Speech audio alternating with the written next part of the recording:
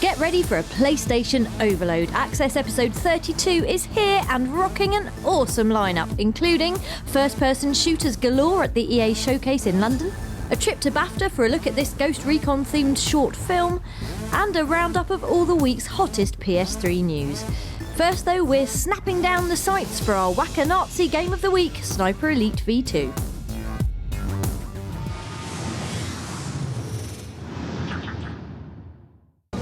Whoever came up with the name Sniper Elite V2 is a right old clever clogs. Not only is this a game where you play as a sniper who's really elite at what he does, shooting people through the eye socket from far away, but it's also version 2 of the 2005 original.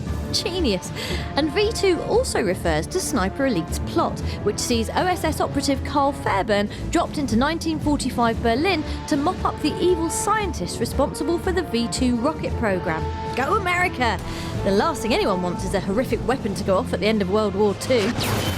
Naturally, stopping these scientists is less about diplomatic negotiations and more about hiding in derelict towers and firing pointy lengths of lead through their vitals. That is going to look all kinds of nasty at the Nazi post-war knees up. The game isn't much of a looker, but as Mum always said, it's what's on the inside that counts. If there's one thing Sniper Elite V2 does better than any other game in the history of ever, it's swooping in with a super slow-mo X-ray cam and capturing every gory nugget of splintered bone and punctured lung. Cue the contrapuntal music, sound mixer.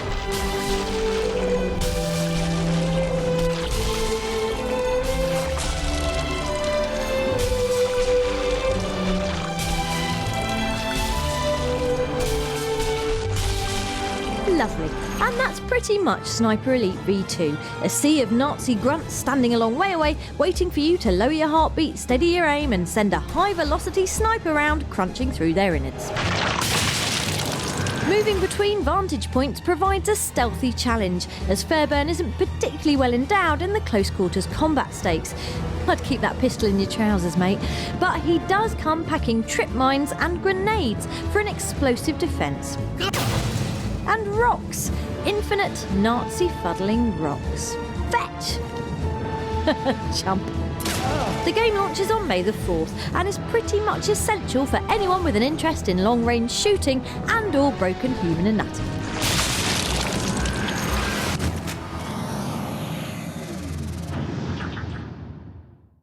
News, glorious news, Thrones, Sonic and Kratos. Yeah, that's enough of that. Here's your PlayStation briefing. Winter is coming! Well, no it isn't. But Game of Thrones, the role-playing game, most certainly is. It's based on George R.R. Martin's A Song of Ice and Fire books rather than the fleshy TV spin-off, and sees you ploughing through Westeros in a story running parallel to the events of the first novel. The burning question, will it have loads of bonking in it?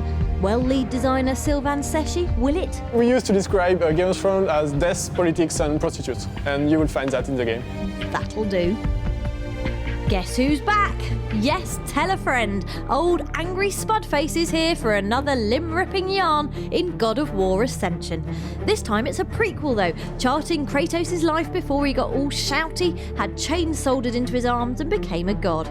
Oh, I bet he used to be a right softie. Yeah, bets off. We'll have more on Ascension very soon.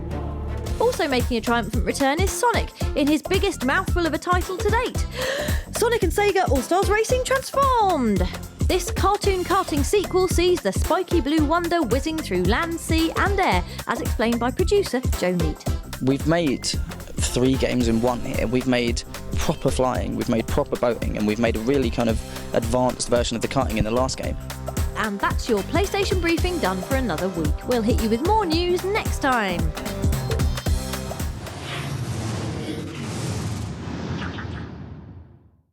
Hitting download town now, it's your roundup of the week's best on the straw. Skulls and girls are right up there with bananas and hats on our list of things that shouldn't really go together. But then along comes a game called Skullgirls to prove we're all numpties. As with any 2D brawler, there's partial nudity and not very partial violence, mixed with a fruity manga art style and a snappy combo system. Pick it up from the store today. Meanwhile, we're off to pitch banana hats. While we wait for the offers to start pouring in, there's a very special God of War offer on the store right now. Hooray! This means you can snap up God of War HD Collection Volumes 1 and 2 on the cheap, plus bag yourself some fancy avatars while you're at it. If Mass Effect 3 ignited your lust for interspecies space romps, then imagine Commander Shepard as a cartoon. And now a bit older, with a moustache, longer hair, a cowboy hat, and a theme tune that sounds a bit like Bucky O'Hare. See? Awesome Noughts is exactly the same, but a bit more awesome and naughty. And also on the store. Download this cosmic 2D platformer today. And finally hitting PS Vita after previously being available only as a pre-order bonus is the utterly essential Frobisher Says, a hilarious mishmash of darkly comic minigames guaranteed to smack you in the funny bone and make you gawp in amazement at all the wonderful things your Vita can do. That's all from the store for now. We'll have more downloadables for you next week.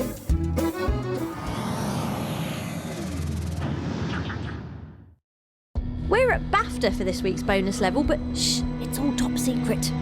Oh, go on then. We were there for a special screening of Ghost Recon Alpha, a short film inspired by the Clancy-branded game series.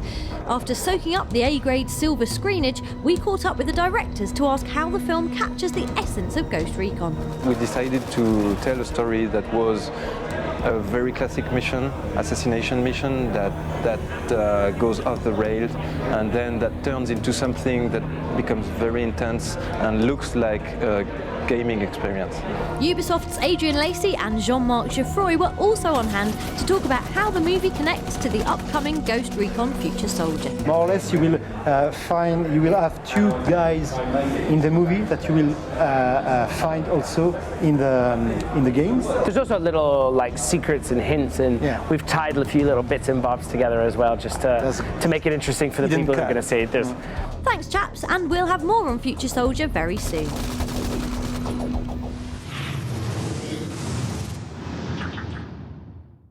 Just when we thought there were no EA games to look forward to now Harry Potter's finished, look! Here we are at a secret London location to view a packed lineup of guns, aliens and extra guns as the publisher wowed us with its plans for 2012. Codbother Battlefield 3 was there, outlining plans for 3 final DLC drops: Close Quarters, Armoured Kill and Endgame. We asked executive producer Patrick Clark if he's a team player or more of a lone wolf. I don't have the patience to lie still and wait for the enemy, so I'd rather run up and shoot them. So recon is not my playstyle. Is that a long way of saying you're rubbish? Picking up the torch from Battlefield 3 at the end of the year will be Medal of Honor Warfighter. The Spec Ops-focused shooter is now running on Battlefield's Frostbite 2 engine, adding serious visual firepower to the game's behind-the-headlines scenarios. We're utilizing, what suits our gameplay the best can suit. So you will see some destruction. We're calling it micro-destruction because we want it to be sort of more personal, up close for the player. We're also adding our own twist. We have like an entire ocean water technology that we've applied to Frostbite to help further that. Finally, we caught up with super-trousered threequel Crisis 3, showing off a new junglified New York setting and the return of the first game's hero, Prophet. Even though we thought he was dead. Depends on how you define alive, right? And with nanosuits, in a world with nanosuits and aliens, the thing about life and death will slightly differ from the reality that you and I live in, right? So if no one's ever really gone, maybe Harry Potter will come back. No? Fine. Thanks to EA for sharing what looks like a cracking lineup. And so long, Harry. We'll never forget you. Who was I talking about? I've already forgotten him.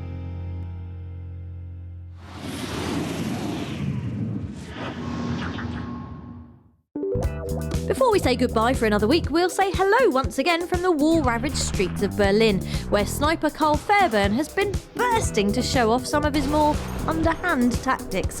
Gents, be warned, things are about to get painful, because successfully aim a shot at the other type of Nazi private and you'll be treated to a slow-motion snap of popping testicle tissue. Splat! And that, children, is why there are no more National Socialists. See you next week.